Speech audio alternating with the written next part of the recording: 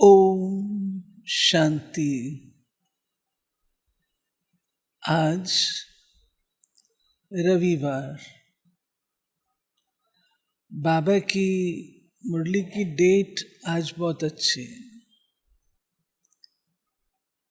Date है 25/5/25।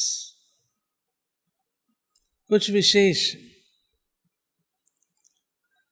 तो प्यारे बाबा अपनी अव्यक्त रूप के चले हुए मधुर महावाक्यों में हम बच्चों को आज प्रशासन की विधि, संगठन में प्यार मोहब्बत बना रहे उसकी विधि, अपने आप को सदा खुश रख सकें उसकी विधि, अपनी कमाई जमा कर सकें उसकी विधि, और जन सेवा करके घर घर को आश्रम कैसे बनाएं उसकी विधि आज मीठे बाबा ने हम बच्चों को सुझाई है। आज की मुरली में जैसे मुझे ऐसा महसूस हुआ कि बाइबल में कहानी है नोआज आर्क। उसे कहा गया नोआ को कि प्रलय होगी, उससे पूर्व तो हर चीज का एक सैंपल अपनी नौका में डाल लो। उसने किया, जिससे आगे रचना का कार्य चला। तो बाबा ने हम बच्चों को सारे कल्प में कैसे हम अपने आप को चला सकें, कैसे हम सारे कल्प की कमाई कर सकें, वो सारी बातें बाबा हमें अपने अव्यक्त और साकार दोनों रूपों के महावाक्यों के द्वारा समझाते हैं। जिसको अगर यूं कहूं, अगर सभी विंग्स रिसर्च करें तो हर विंग को बाबा ने कोई ना कोई विधि, युक्ति, डायरेक्शन दिए हैं। विंग्स की सेवा सब बहुत शौक से करते हैं ना। तो आज की मुरली में भी कौन कौन से विंग्स हैं वो हर एक चेक करें, स्टडी करें, रिसर्च करें। बाबा के महावाक्यों के द्वारा बहुत रिसर्च हो सकती है। सुनते हैं।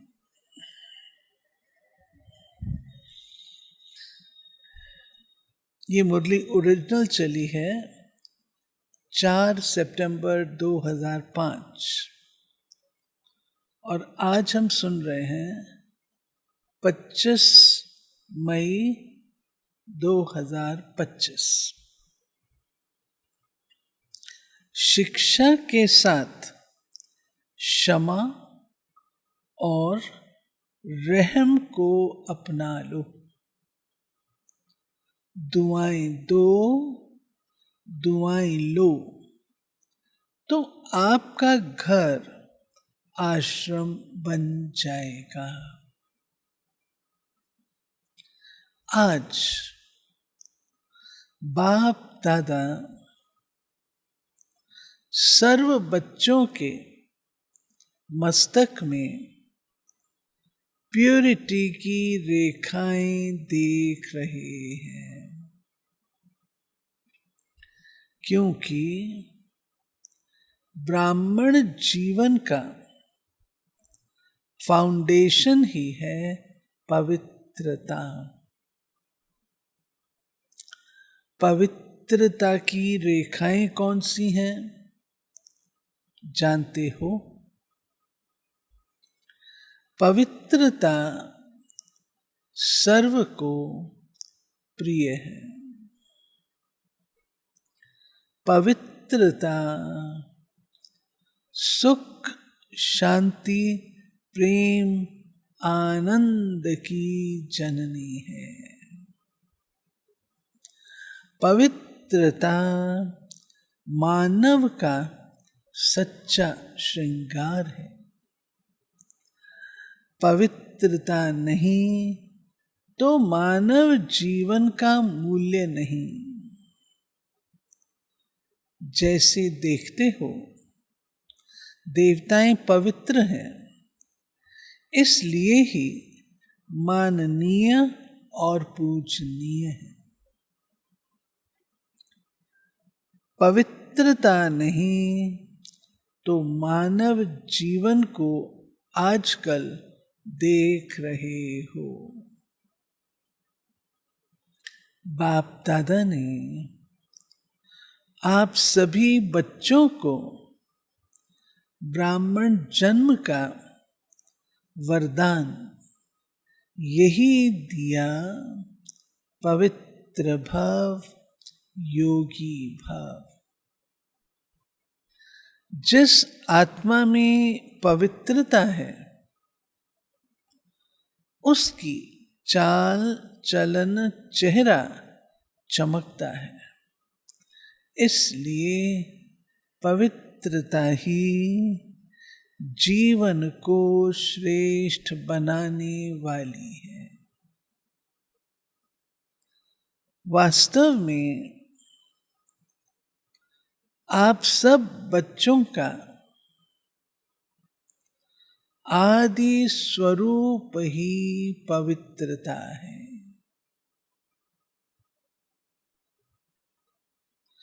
अनादि स्वरूप भी पवित्रता है। ऐसी पवित्र आत्माओं की विशेषताएं उनके जीवन में सदा पवित्रता की पर्सनालिटी दिखाई देती है। पवित्रता की रियलिटी, पवित्रता की रॉयल्टी चेहरे और चाल में दिखाई देती है। ये रेखाएं जीवन का श्रृंगार है। रियलिटी है मैं अनादि आदि स्वरूप इस स्मृति से समर्थ बन जाता है। रॉयल्टी है स्वयं भी स्वमान में और हर एक को सम्मान देकर चलने वाला। बाबा ने हमें पवित्र आत्माओं की बताई पवित्रता क्या चीज है। अनादि आदि स्वरूप में यही दिखाई देगा। रॉयल्टी है स्वमान में रहना, सम्मान देना। तीसरा भी है पर्सनालिटी है सदा संतुष्टता और प्रसन्नता। स्वयं भी संतुष्ट और अन्य को भी संतुष्ट करने वाले। पवित्रता से प्राप्तियां भी बहुत हैं। बाप दादा ने आप सभी बच्चों को क्या क्या प्राप्ति कराई है वो जानते हो ना? कितने खजानों से भरपूर किया है। अगर प्राप्तियों को स्मृति में रखें तो भरपूर हो जाएं। बात अगर इतनी बात रिवाइज कर लो, पवित्रता से क्या क्या प्राप्तियां हैं, तो बाबा कहते हैं क्या हो जाएगा? भरपूरता का अनुभव करेंगे। सबसे पहला खजाना दिया है ज्ञान का खजाना, जिससे जीवन में रहते दुख अशांति से मुक्त हो जाएं। व्यर्थ संकल्प, नेगेटिव संकल्प, विकल्प, विकर्म से मुक्त हो जाते हैं। अगर कोई भी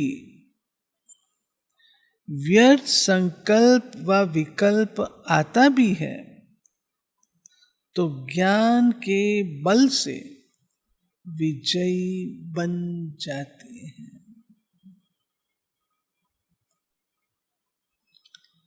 दूसरा खजाना है याद, योग, जिससे शक्तियों की प्राप्ति होती है और शक्तियों के आधार से सर्व समस्याओं को, सर्व विघ्नों को सहज पार कर लेते हैं।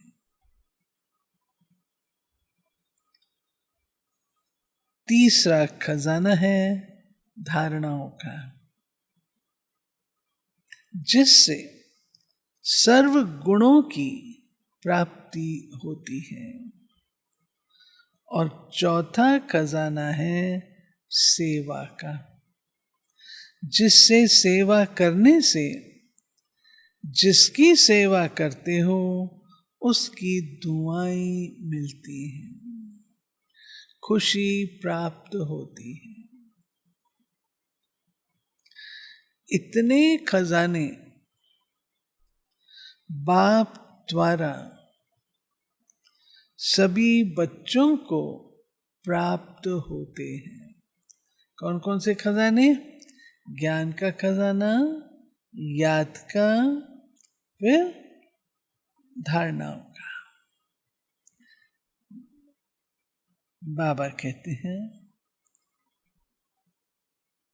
इतने खजाने बाप द्वारा सभी बच्चों को प्राप्त होते हैं।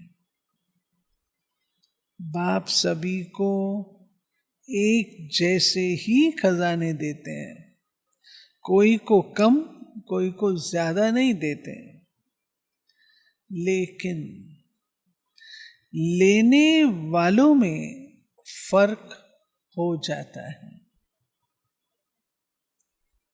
कोई बच्चे तो खजाने को प्राप्त कर खाते पीते मौज करते फिर मौज में ही खत्म कर देते हैं,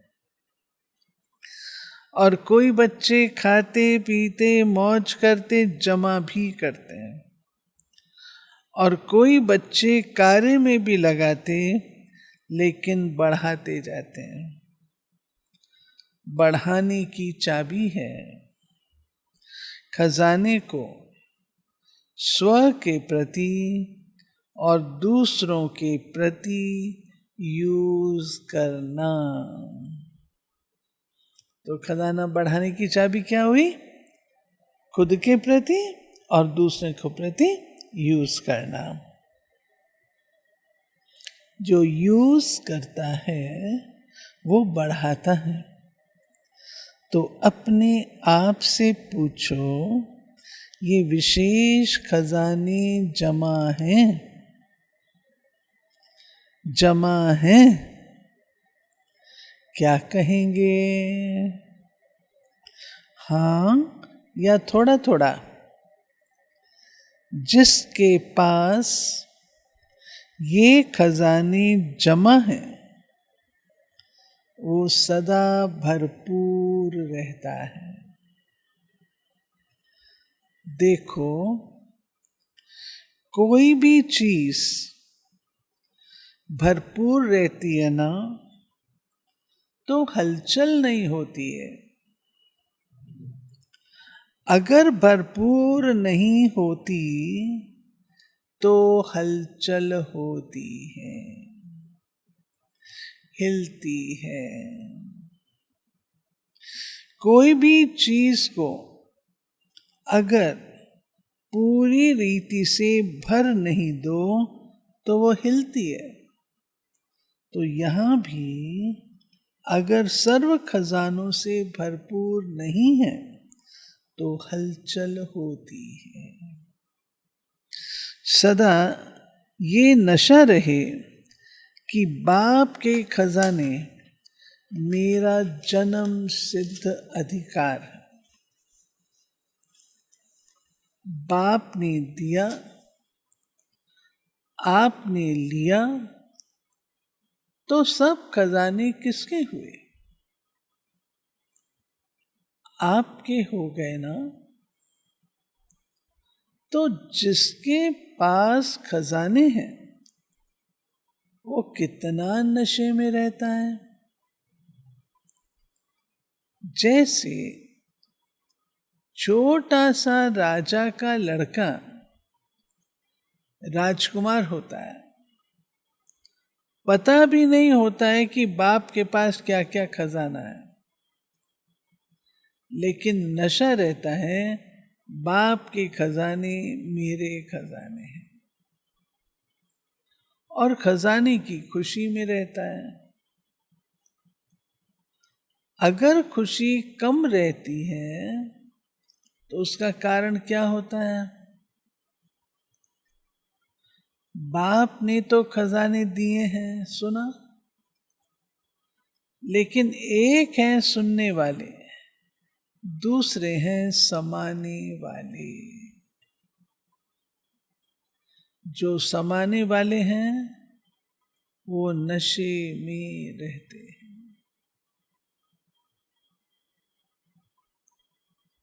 आज नए नए बच्चे भी आए हैं।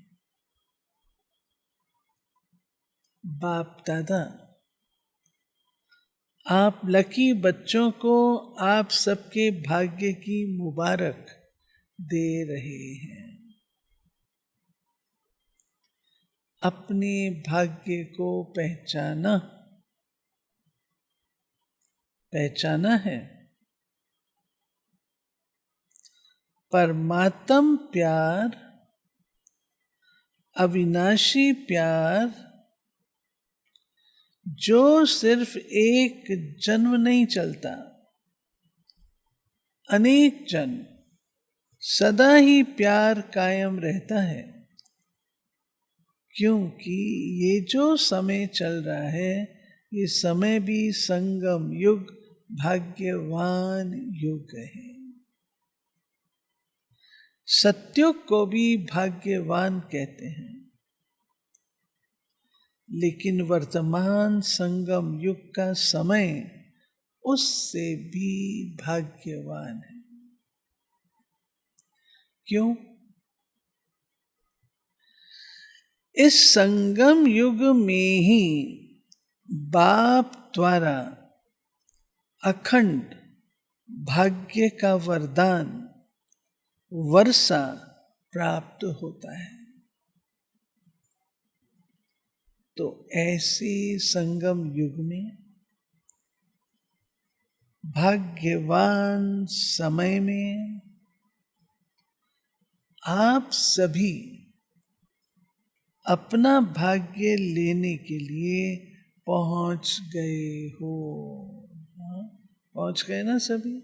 ताली बजाओ अपने लिए, भाग्यवान। अच्छा, बाप दादा बच्चों को बहुत एक सहज पुरुषार्थ की विधि सुनाते हैं। सहज चाहते हो ना, मुश्किल तो नहीं चाहते हो ना। इन बच्चों को, पुरानों को तो भाग्य की सहज विधि मिल गई है, मिली है ना, सबसे सहज, और कुछ भी नहीं करना, सिर्फ एक बात करना। एक बात तो कर सकते हो ना, हाँ करो या ना करो। हाँ, बाबा कहते बताओ, कहो हाँ जी। तो सबसे सहज विधि है, अमृत वेले से लेके सबको जो भी मिले उससे दुआएं लो और दुआएं दो। सहज विधि मिली। अमृत वेले से लेके सारे दिन में जो भी मिले तो क्या करना है, दुआएं देनी है, दुआएं लेनी है। चाहे कोई क्रोधी भी आवे, लेकिन आप उसको भी दुआएं दो, दुआएं लो, क्योंकि दुआएं तीव्र पुरुषार्थ का बहुत सहज यंत्र है। नोट करना, जैसे साइंस में रॉकेट है ना,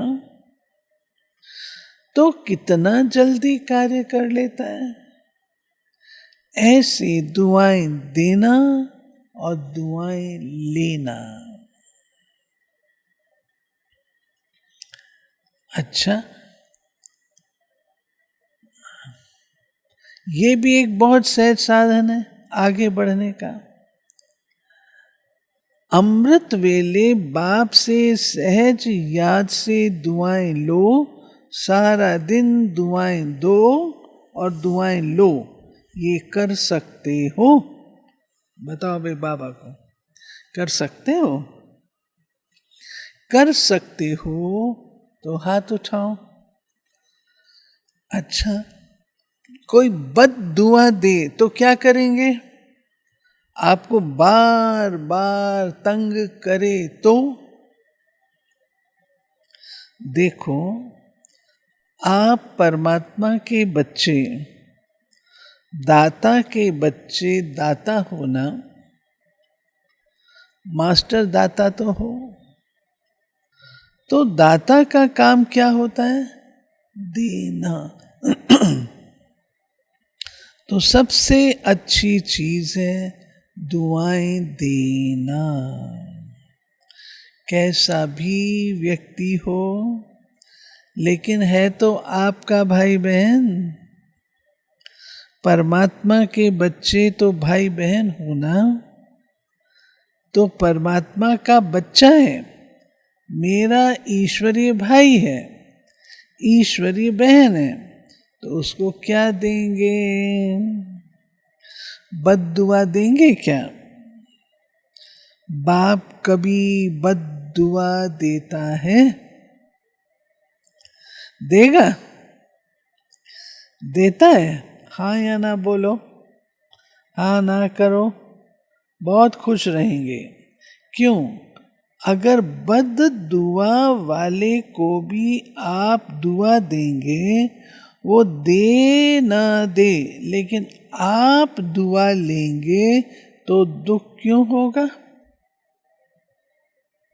बाबा कहते दुआ देना है, दुआ लेना है, तो लेने में तो आपको फिर दुख क्यों होगा? बाप दादा आप आए हुए बच्चों को एक वरदान देता है। वरदान याद रखेंगे तो सदा खुश रहेंगे। वरदान सुनाएं, सुनेंगे? वरदान है, अगर आपको कोई दुख दे तो भी आप दुख लेना नहीं। वो दे लेकिन आप नहीं लेना। क्योंकि देने वाले ने तो दे दिया, लेकिन लेने वाले तो आप हो ना। देने वाला लेने वाला नहीं है। अगर वो बुरी चीज देता है, दुख देता है, अशांति देता है, तो बुरी चीज है ना। आपको दुख पसंद है? नहीं, नहीं पसंद है ना, तो बुरी चीज हो गई ना। तो बुरी चीज ली जाती है क्या? कोई आपको बुरी चीज देवे तो आप ले लेंगे? लेंगे? नहीं लेंगे। तो लेते क्यों हो? जवाब दो बाबा को। ले तो लेते हो ना। अगर दुख ले लेते हो तो दुखी कौन होता है? आप होते हो या वो होता है? लेने वाला ज्यादा दुखी होता है। अगर अभी से दुख लेंगे नहीं तो आधा दुख तो आपका दूर हो गया। लेंगे ही नहीं ना। और आप दुख के बजाय उसको सुख देंगे तो दुआएं मिलेंगी ना। तो सुखी भी रहेंगे और दुआओं का खजाना भी भरपूर होता जाएगा। हर आत्मा से कैसी भी हो, आप दुआएं लो, शुभ भावना, शुभ कामना रखो। कभी कभी क्या होता है, कोई ऐसा काम करता है ना, तो कोशिश, अभी वो पॉइंट एक, उससे कंटिन्यू करते हुए बाबा अब दूसरी विशेष बात बता रहे हैं। कोई ऐसा काम करता है ना, तो कोशिश करते हैं शिक्षा देने की। इसको ठीक कर दो, शिक्षा देते हो। शिक्षा दो, लेकिन शिक्षा देने की सर्वोत्तम विधि है कि क्षमा का रूप बन के शिक्षा दो। सिर्फ शिक्षा नहीं दो, रहम, क्षमा भी करो और शिक्षा भी दो। दो शब्द याद रखो, शिक्षा और क्षमा। अगर रहम दिल बन के उसको शिक्षा देंगे तो आपकी शिक्षा काम करेगी। अगर रहम दिल बन के नहीं देंगे तो शिक्षा एक कान से सुन दूसरे से निकल जाएगी, शिक्षा धारण नहीं होगी। ऐसे ना अनुभव है। आप भी किसका शिक्षक तो नहीं बन जाते। शिक्षक बनना जल्दी आता है, लेकिन क्षमा करना दोनों साथ साथ चाहिए। अभी से रहम करने की विधि है शुभ भावना, शुभ कामना।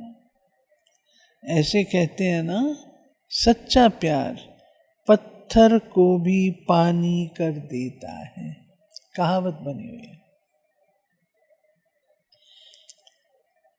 ऐसे ही क्षमा स्वरूप से शिक्षा देने से आपका कार्य जो चाहते हो ये नहीं करे, ये नहीं हो, वो प्रत्यक्ष दिखाई देगा।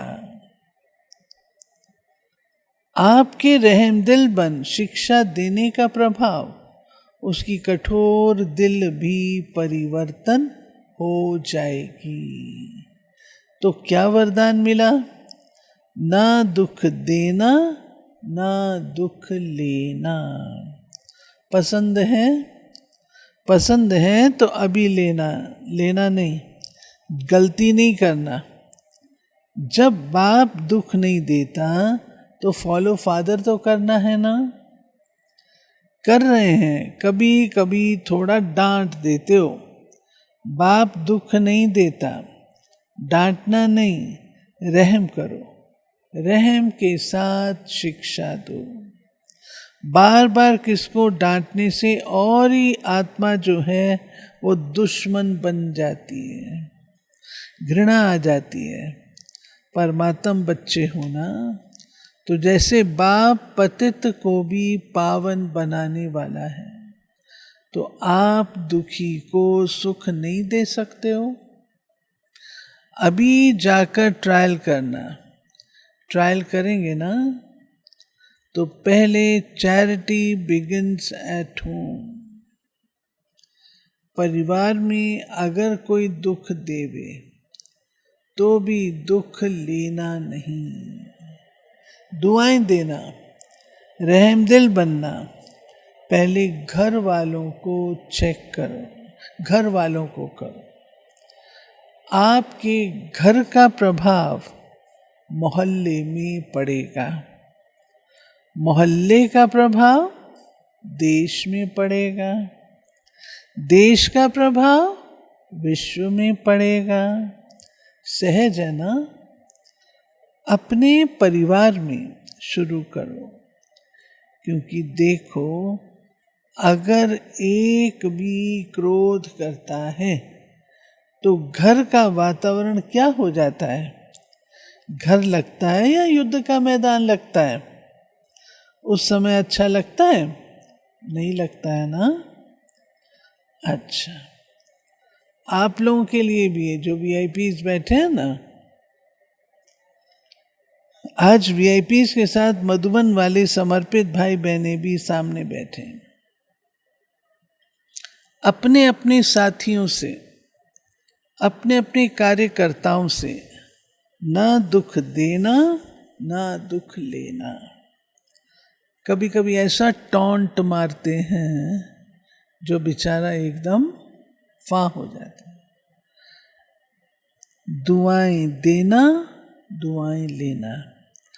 अगर आप अधिकार से ऐसे समय पर भी दिल से मेरा बाबा कहेंगे, परमात्मा बाबा, मेरा बाबा, तो कहावत है कि भगवान सदा हाजिर है।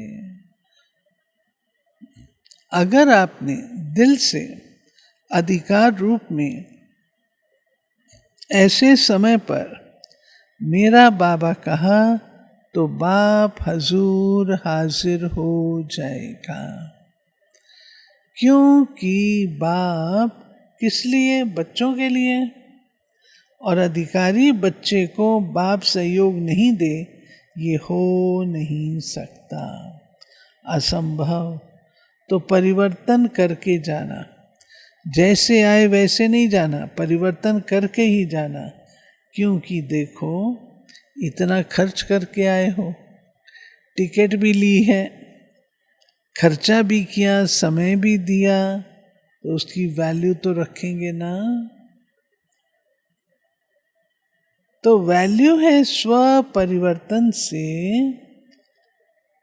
पहले घर का परिवर्तन, फिर विश्व का, देश का परिवर्तन।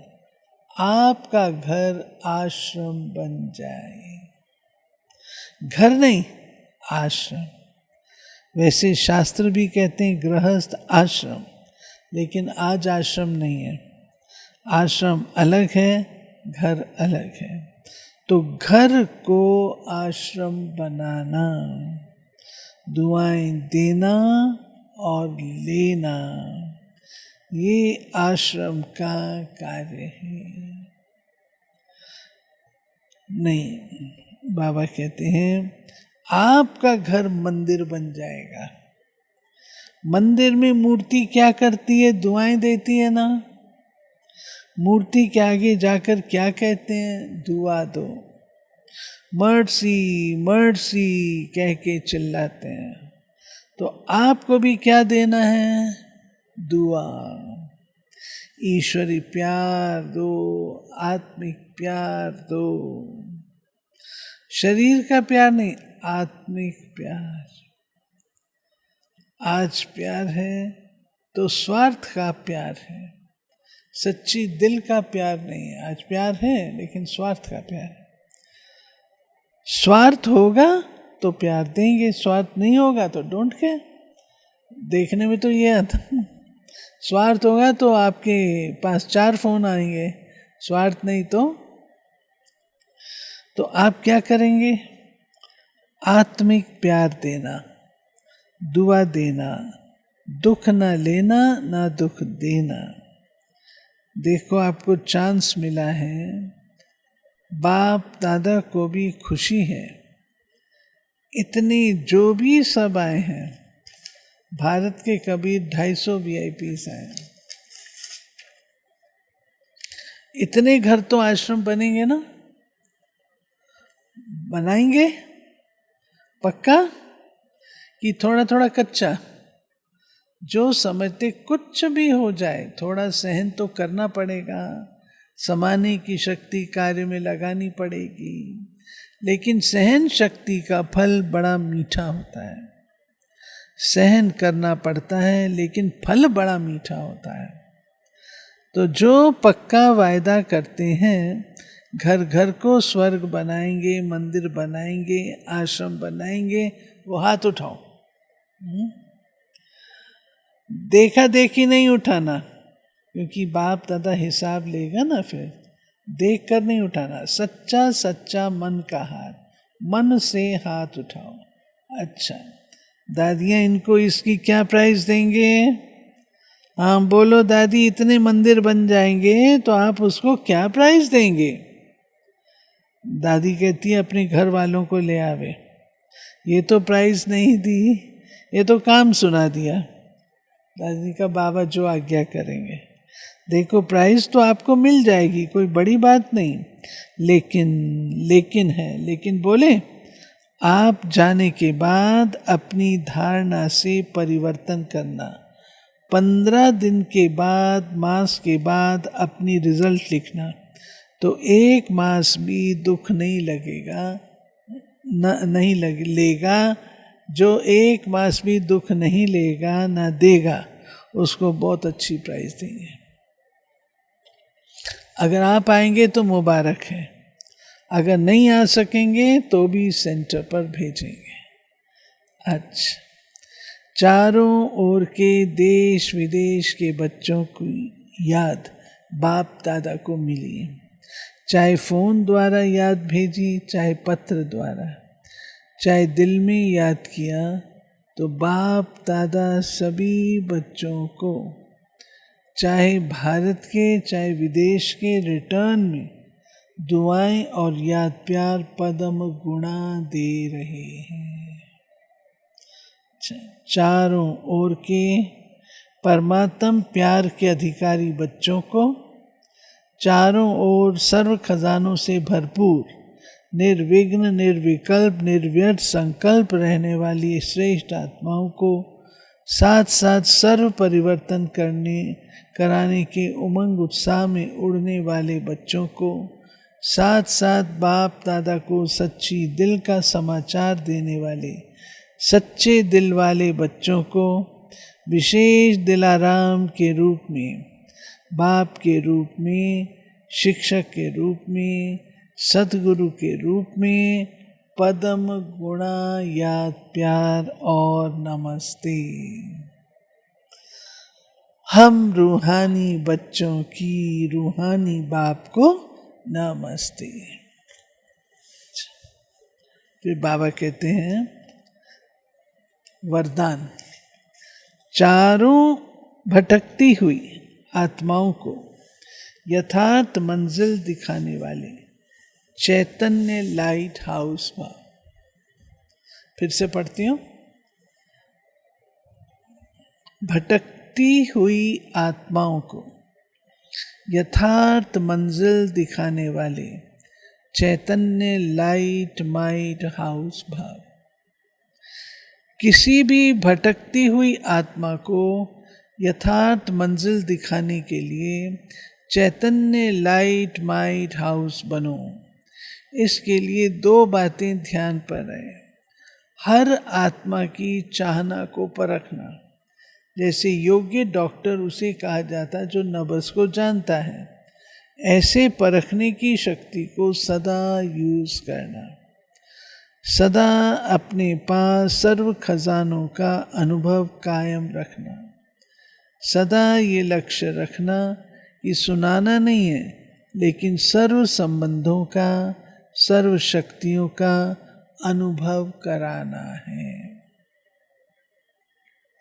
स्लोगन: दूसरों की करेक्शन करने के बजाय एक बाप से ठीक कनेक्शन रखो। ठीक है। अव्यक्त इशारे। अपना निजी स्वरूप व वरदानी स्वरूप सदा स्मृति में रहे तो अपवित्रता और विस्मृति का नाम निशान समाप्त हो जाएगा। विस्मृति व अपवित्रता क्या होती है? अब इसकी अविद्या होनी चाहिए, क्योंकि ये संस्कार व स्वरूप आपका नहीं है, लेकिन आपके पूर्व जन्म का था। अभी आप ब्राह्मण हो, ये तो शूद्रों के संस्कार व स्वरूप है। ऐसे अपने से भिन्न अर्थात दूसरे के संस्कार अनुभव होना, इसको कहा जाता है न्यारा और प्यारा।